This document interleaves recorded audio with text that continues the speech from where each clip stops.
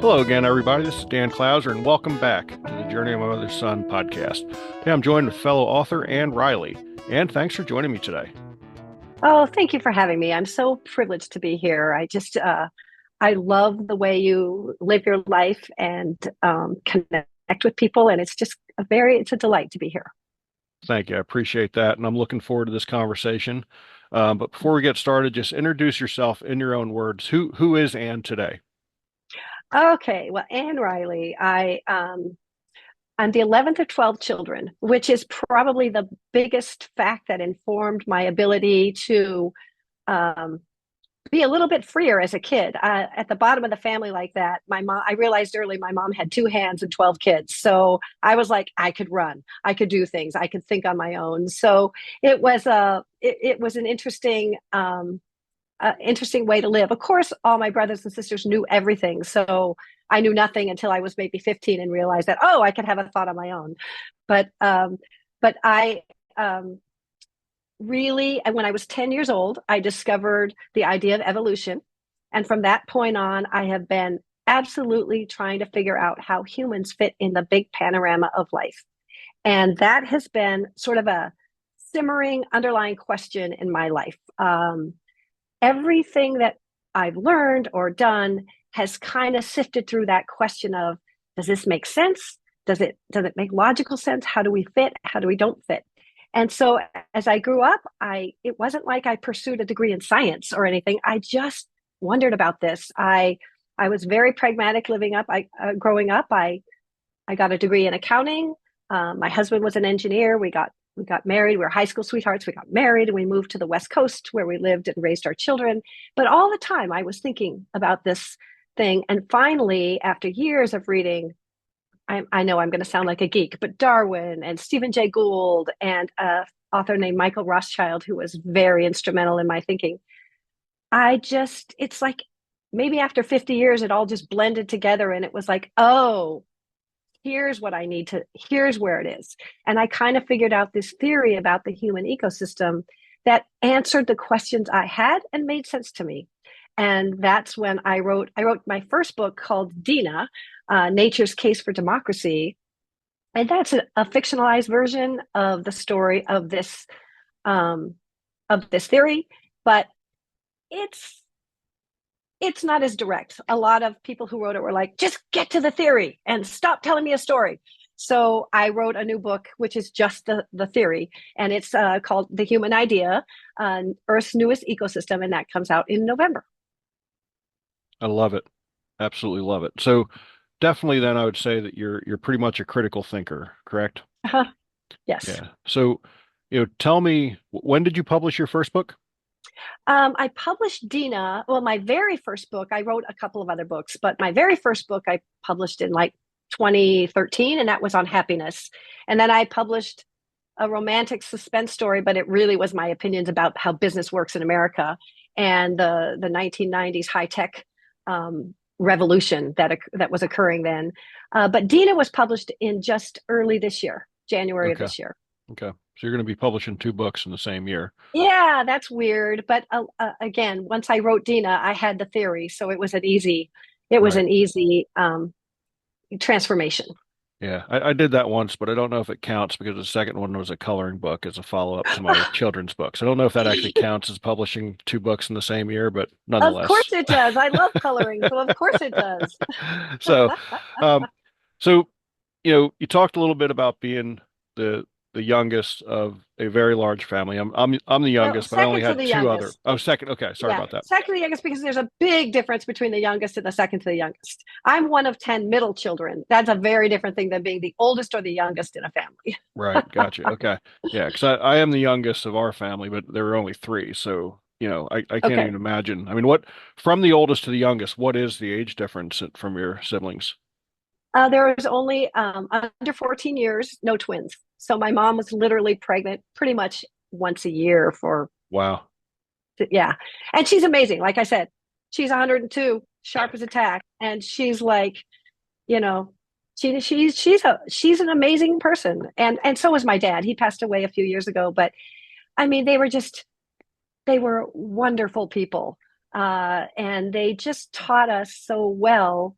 I mean, I can't even imagine how they did it. I have three children, and I kind of went a little crazy with three children in 4 years, but to have 12, and they were just really amazing people. Yeah, very cool. So how did being on the lower end of that spectrum of, of siblings, affect, like you said, it was about 15 years old when you just determined you could think for yourself, but Yeah, exactly, you know, exactly.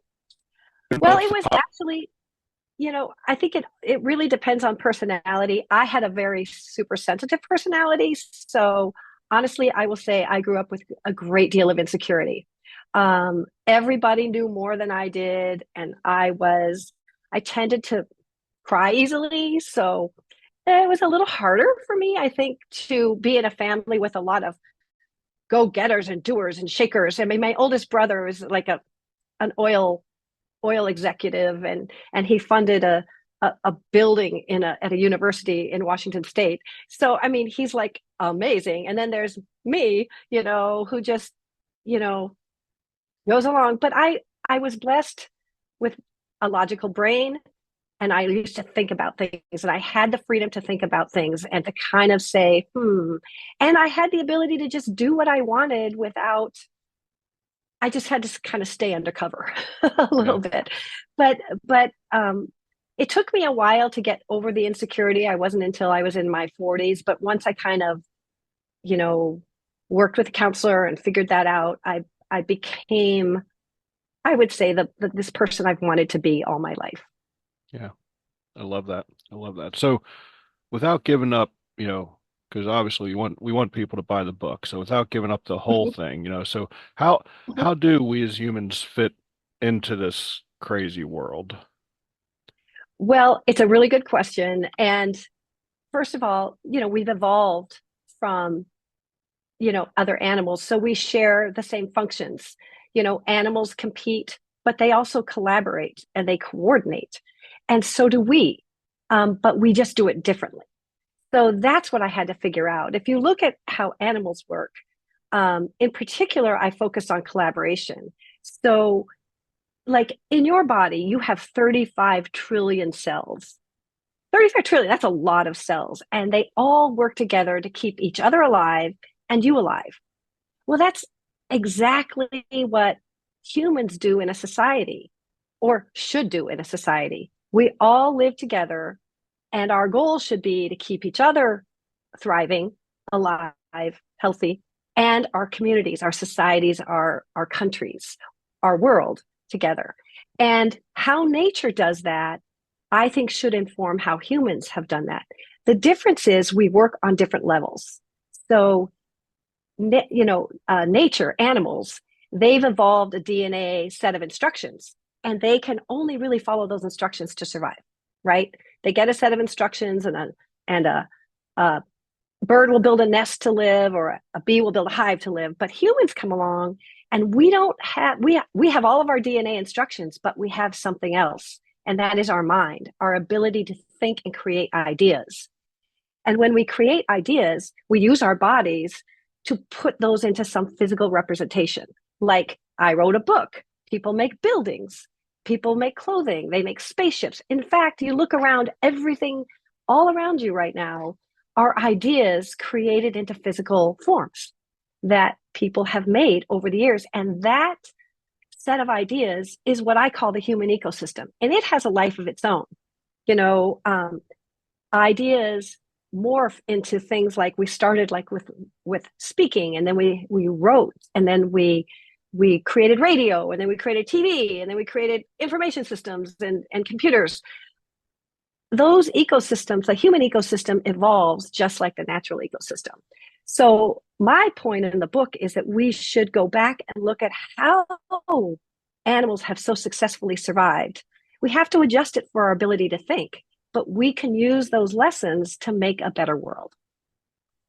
I love that. I love that. Yeah, and when you talk about, obviously with, living in an RV full time, we get to spend a lot of time in nature Sure. we went through the redwoods this past year and, seeing how, you talk about collaboration, the collaboration between the ferns and Yeah, redwoods and, sure. we were talking about um, Washington State, we went through Olympic. National Park as well, and Oh, on some of the trails there, ab- seeing nurse trees, which right, are incredibly amazing to me. That a tree basically falls and dies, and then becomes you know the growing ground for other trees as right, seeds right. fall into them, and that tree Hmm. slowly rots Nice over fertile time, ground. but Right, other trees right, end up blooming from it, which is pretty just absolutely right, fascinating. So right. definitely shows you how nature is very collaborative. Hmm. Sadly, in my opinion, I think the human race has become less collaborative over the years. I mean, certainly, in my opinion, is less collaborative now than when I was a kid. I mean, Right. I think that's true. Overall, historically, we are much more collaborative. I mean, back in the early days, there were constant wars. I mean, we are actually in a far more peaceful time, although I think you're right, in the last 20 or 30 years, it's kind of gone the other way. But we really ultimately live in a far more peaceful time. And a lot of that is because people have been educated to see beyond just their own smaller views. And to me, again, people are born with no ideas. We literally, and so whatever we get that informs us as humans is from someone else. So what ideas get into our brains as we grow becomes very, very important to what kind of people we're being. And I think right now what we're seeing, and I think what you're alluding to, is in the last 30 or 40 years with this explosion of information, there is so much information that people can't get a good overall grasp of it.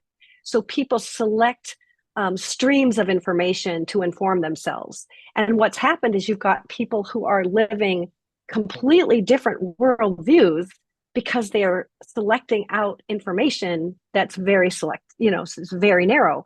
For instance, if I'm reading Charles Darwin and Rene Descartes, and I meet somebody who is only interested in and reading about celebrities, we don't have a lot in common. Our Venn diagram does not intersect. And so there's, I think what we're seeing is that our educational systems have not been robust enough to handle this influx of information in a way that allows people to have a wider worldview and therefore a more common sense of humanity. I love that. I love that. So I want to shift gears a little bit just because, and Okay. unfortunately for the people that are going to be listening to this just on audio, they're not going to be able to see what I'm talking about. But you're sitting in front of a bunch of quotes, everything Right. from Right. Michelangelo to Thomas Jefferson, Abraham Lincoln, Leonardo da Vinci, and Right. everyone in between. Tell Right. tell me a little Right. bit about that board that you're sitting in front of right now. Well, this is my wall. This is my quote wall. And everywhere I have lived, I have started a quote wall, because there are people there are millions of famous minds that have lived, and I do well by learning from them. So when I read something that's really impressive to me or I want to keep with me, I write it on the wall. And so you can see I have some that are very faded. And then some that are very bright. Those are because I changed technologies in the middle. So I have a better marker pen now. But these are just things that have informed me and make me the person I want to be. Yeah, I love it. Is there any one of those quotes that hits you differently or stronger than another? They all mean something important to me, but this one up here, Charles Darwin, I am not apt to follow blindly the lead of other men, was so moving to me because when you read The Origin of Species, um, which Charles Darwin, I love him. I could understand it, but run-on sentence on top of run-on sentence, man. This is the age of long sentences. But he struggled with the idea that he was creating a theory that conflicted with the overall view of the church at the time and the understanding of the world at the time. And he struggled with it. And he came down to saying, I can't I can't deny what I can see is the facts. He was, but I understand that it is going to be really unsettling to people.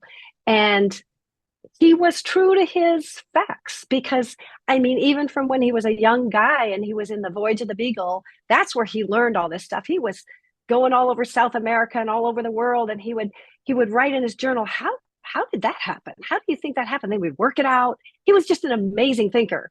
And so that resonates with me because I have now written a book that pulls things from all kinds of areas and comes up. The facts that I bring to the table aren't new. They're all the facts that people have all over the place, but the synthesis of them in a different way is new. And it's a little bit scary to go out and jump on a limb where people are like, I never thought about that. I don't know. You know, that's scary. But I kind of, after 50 years of going on the journey, I'm like, well, I got to commit to this. This is what I'm really seeing, and I believe it to be true. And I love it if people disagree with me because then that helps me clarify thoughts. But I think that particular quote is important to me. Yeah, very cool. So there's three that I can see that really just catch my eye. Oh, tell Um, me. the Michelangelo one, I'm still Ah, learning. yes, The Truth Has Rough Flavors If We Bite It Through by George George Eliot. Eliot. Yeah, But the one I love the most, and this I can't say that this would have resonated with me as much prior to us living in an RV as it does now. But the Da Vinci quote of "Simplicity is the ultimate sophistication." Um, yes, boy, oh boy, yes, is that true for my lifestyle for sure. right, right, I've right. just have really learned to embrace the little things and simple things, and have found it's very refreshing. Well, I think what I can glean from what I've seen in your podcast is that in those that simplicity, that's not really that simple when you think about millions and billions of years of change upon change upon change, but the richness that comes with the understanding that we are, I don't know, that this thing, this plant, or to me, I get it when I watch fish. I mean, just how they move as groups, how they move individually, how they work is just a marvel to me. And I could just sit there and watch them all day trying to figure out how did that happen? So yeah, and um, Da Vinci was always looking for the simplest approach. One of them, I don't know if it's on this wall now, but Einstein, it was on one of my walls in the past. Einstein said, make things as simple as possible, but never simpler. And I think that's a really good way for us to look at the world is to find the commonalities. And I think that's what I did with my book is I looked for the simple links, the simple relationships. And then from then you can extend them to, oh, how would this look in the real world? How would we get from here to there?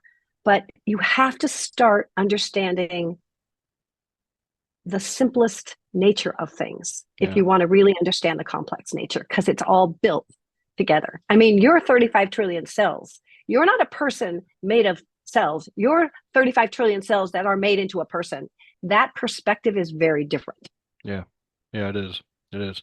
It's funny you talk about fish. When we were in Alaska this year, we went up to Seward and did a boat tour and came upon a pod of humpback whales that were bubble net feeding. And I'm not sure if you're familiar with this, but um, No, I'm not. so the pod of whales actually, goes underwater and they all, blow air through their blowholes, and the herring view it as, a net surrounding them, and all the fish rush to the surface, at which time then all the whales come up, with their mouths open and Mouth just open and eat them. start eating, eating Wow. the fish. Yeah. And it was amazing to know that they were literally working as a team, for Mm-hmm. this. And the captain of the boat had mentioned to us, she said, watch where the birds are, because what would happen is the fish come to the surface, birds would fly down real quick. And, again, it's easy picking for them too, to just Right. pick a couple fish off the surface. Right. And then as they're flying up, the whales, again, almost in perfect timing, because if you're Right. if you're the slow bird, you're going to end up Right. with the fish.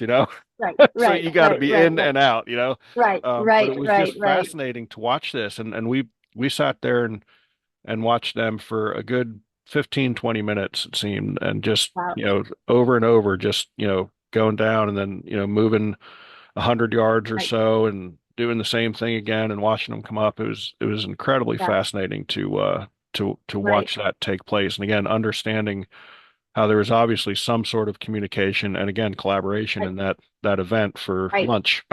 Right, right. Well, and if you think about it in the longer term, that these behaviors have been honed by years of evolution. So those creatures that learned to collaborate and evolve could eat better, and they're the ones who are going to survive. And the ones who tried, maybe they just tried to eat the herring on their own, didn't survive as well whenever there was, and that's what creates the variation and diversity. And the collaboration is, if you can figure out a way to do things more efficiently, you're going to survive better. And this is the story of life everywhere, from the smallest cell to the largest creature. We are the humans are the ones who have broken the rules. These other creatures have all lived within the environment. They never, because it's expensive to eat, right? They take what they need and they don't go for more. But humans have changed the equation. We have people who grab as many resources as they can.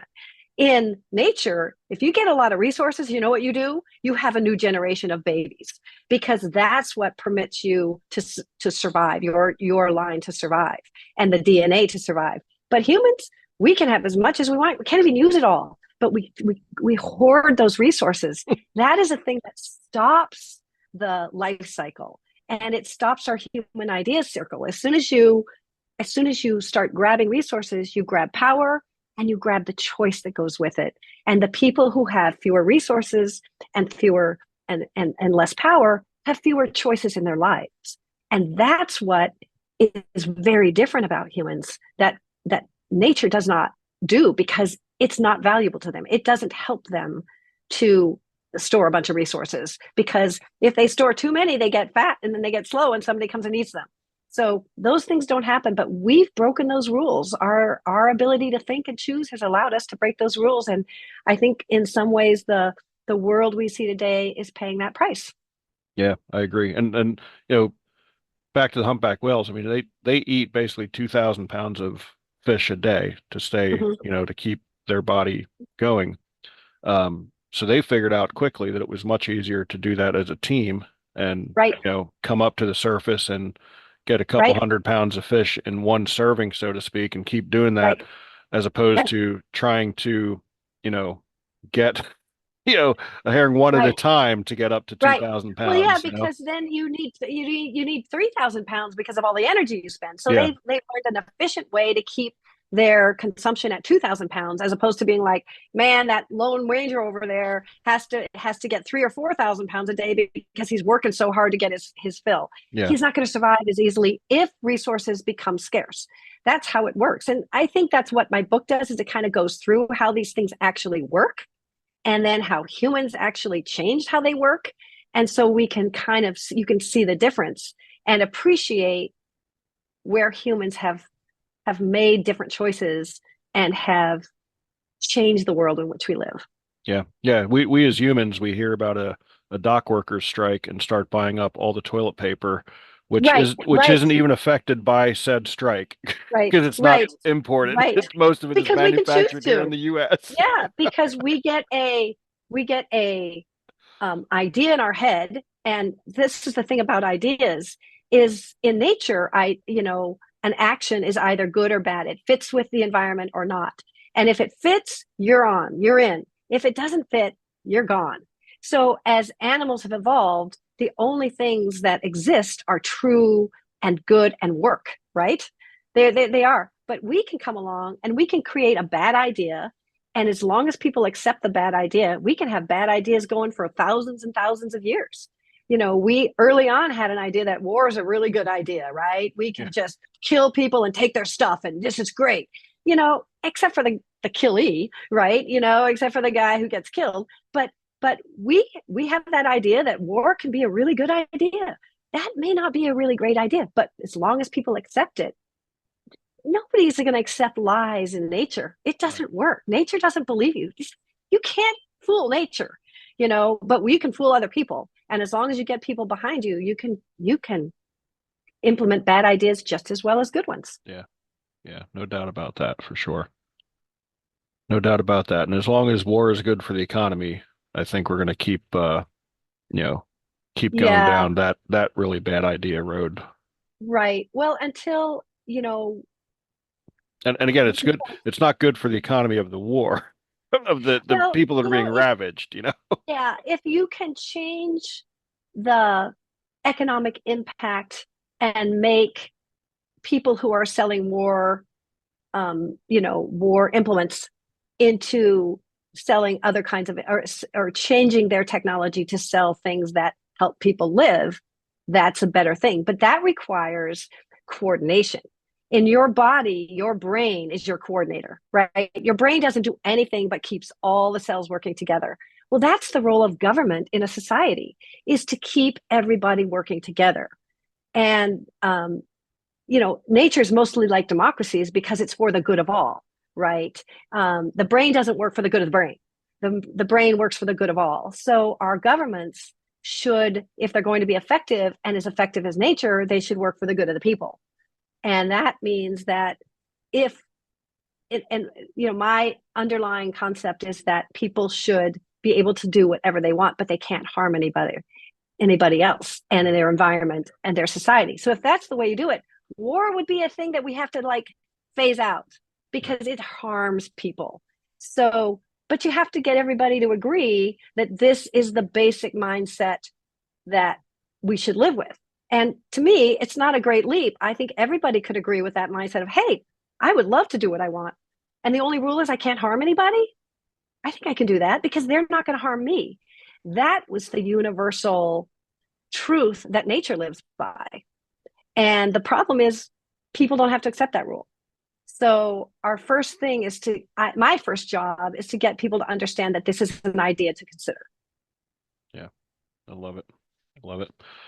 So tell me about the process of writing the book, itself. Because again, as a fellow author, um, you know, I always find, I always like to talk to others and just find out, how the process works for them, kind of to compare notes, I guess. Sure. Well, and this one was really weird because I knew when I started writing the book, I knew I wanted to write this book, but I didn't actually get how humans worked at that point. It was like, so I had all of these books I've read, and I had made all these like spreadsheets, believe it or not. I'm a logical person, so spreadsheets are my favorite toy.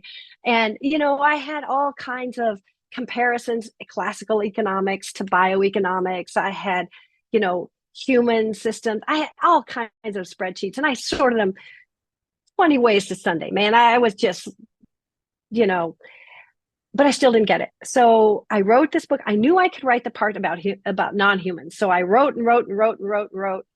And then I wrote all the parts about humans, how information work or non-humans, how information works, how competition and collaboration and coordination all work, how we went from single cells to multi-cells to, animals. And then I got stuck. And I was like, every time I hit humans, I was like, but we do it all different. And so I was kind of frustrated, and I pulled a trick from. I remember reading about Einstein once said when he was struggling with his theory of relativity, and he said, "You know what?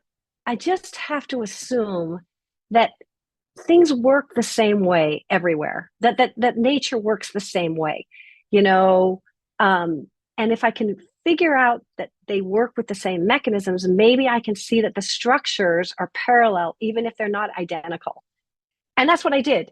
I was like, well, if I took nature and I said, well, start with DNA, and the DNA is housed in a genome, and a genome is housed in a cell, and a cell is made into organs, and our organs are made into a body. I was like, okay, let's assume humans work the same way, but we don't start with DNA. I mean, we have our DNA system, right? We have a natural system, but we start with an idea. And if you take an idea and you put it inside a mind, which is an accumulation of ideas, and you put it inside a human who can do things with that idea. And then what do humans do? They join together to create institutions, and they join together to create societies. I'm like, oh, that's the parallel construction. They are exactly the same, but we start at a different place. One starts at DNA with instructions, and one starts an idea that we have to create. And that makes all the difference when we have to create our own ideas or inherit them from somebody else or get them from somebody else. But that's how the human ecosystem works. It's the same exact structure, but it starts at a different level. And that, I almost fell off my chair when I figured this out. I was like, oh, there it is. That's what I've been looking for. And once I had that, it was just a matter of taking all those notes that I had and reorganizing them into the structure that was clearly there. And then the book kind of wrote itself after that. Yeah, I love it. I love it. So, Anne, is there anything that we missed that you think would be important to the listeners before we start to wrap things up here? Oh, well, I just think the most important thing is I want people, well, I'd love them to read the book because it's the full case of how this works. But if you take away one idea, it is that you can live your life doing what you want to do as long as you don't harm anybody else. And I think that is underlying your key. It's my key to personal happiness.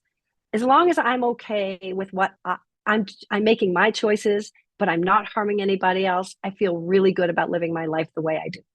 And that if you live your life this way as a parent or as a child or as a sibling or as an aunt or uncle or as a CEO or an employee or a public servant, I think if you live your life this way, you make a better world just by definition. So that's probably the one point I would like to your listeners to listen to, hear. I love that. That's a great point as well. An absolutely great point. So, and how can people find you? I know the book's going to be out here in just little under Next two month. weeks. Yep. Yep. So, where can they find the book? Where can they find you? Okay. If they want to track you down on the internet and kind of dig into this a little bit deeper. Sure. Well, my website is called thehumanidea.com. You can find me there, and it's got all kinds of things. I have a little survey there that I would love people to tell me about how they feel about humanity, and our potential for survival or thriving or whatever. So that's there, and it's got links to all my books. My book is coming out November 19th, and it will be available pretty much at any bookstore, Barnes and Noble or Powell's. But if it's not there, you can go in and ask them to buy it. So that would be great. But also it'll be on Amazon and all the ebook platforms. It's pretty much will be kind of everywhere. So and I have a YouTube channel, and the YouTube channel I'm going through and kind of talking in detail about the idea sphere, and I have little chapters. And it's a couple minutes each time, maybe 3 to 5 minutes, where I just talk about an aspect of the human idea sphere, and that's called at the human idea sphere. So those would be the two best places to catch up with me. And I would love to hear from people who, whether they like it or hate the idea. I would love to hear what they think, or if they like the wall. Cool. I love that. I love that.